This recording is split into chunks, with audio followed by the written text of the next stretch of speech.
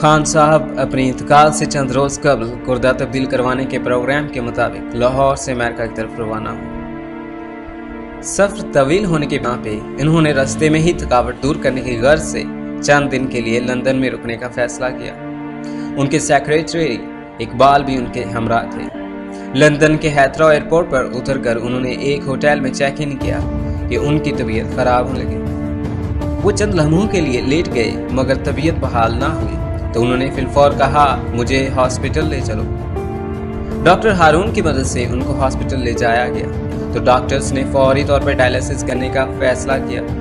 खान साहब की तबीयत डायलिसिस के बावजूद बहाल ना हुई तो उन्हें हॉस्पिटल में दाखिल करके मजीद टेस्ट करवाने का फैसला किया गया।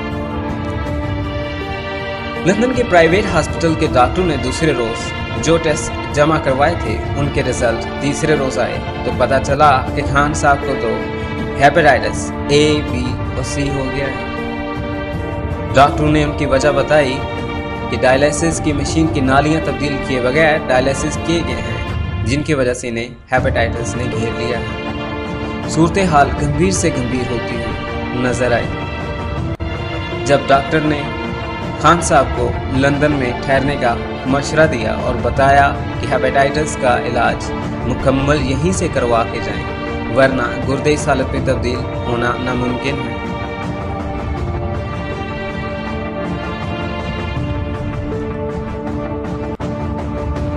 उस हॉस्पिटल में खान साहब 7 दिन रहे। वहां पे उनके दोस्तों का आना जाना रहा। जवेद मियादाद भी इत्तफाकन उन्हीं दिनों लंदन में ही थे। वो रोजाना खान साहब की इयादत करने सुबह शाम चले आते, बल्कि खान साहब को कई कई घंटे दबा दिया करते।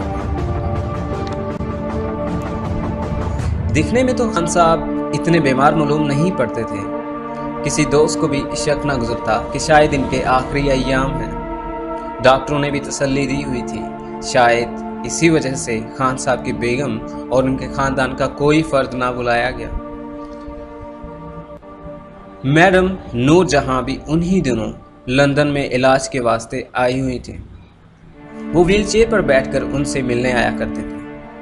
वो आखिरी दिन था जब वो उनसे मिलने आई तो वहां मैडम व्हीलचेयर से उठकर उनके साथ बेड पे बैठी और उनको बहुत सी तसल्लियां देती रही।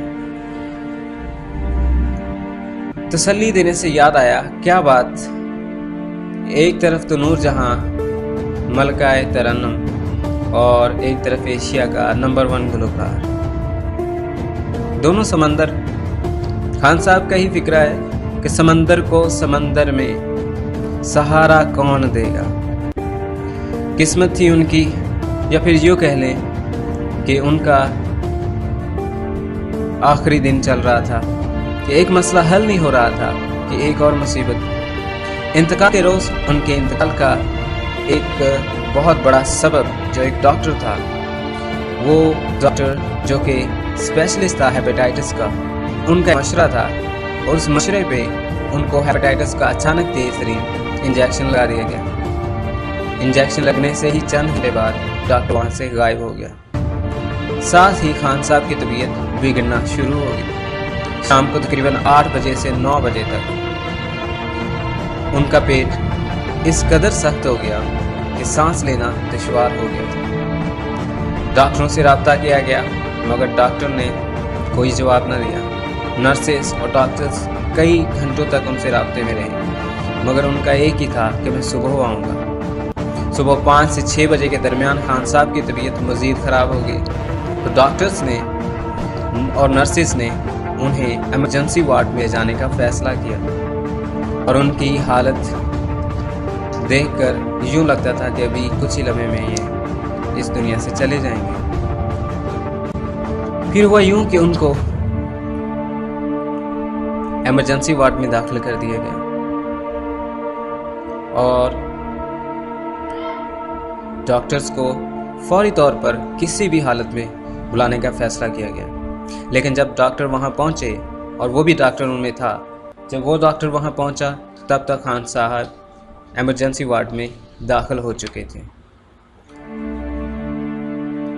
साथ ही साथ खान साहब के दोस्तों ने हॉस्पिटल में एक एक करके आना शुरू कर दिया और खान साहब के खाली कमरे में बैठे उनसे उनकी शिफा की दुआ मांगते रहे कि अचानक इमरजेंसी वार्ड से खबर आई कि खान साहब अपने खाल की हकीकत से जा मिले हैं।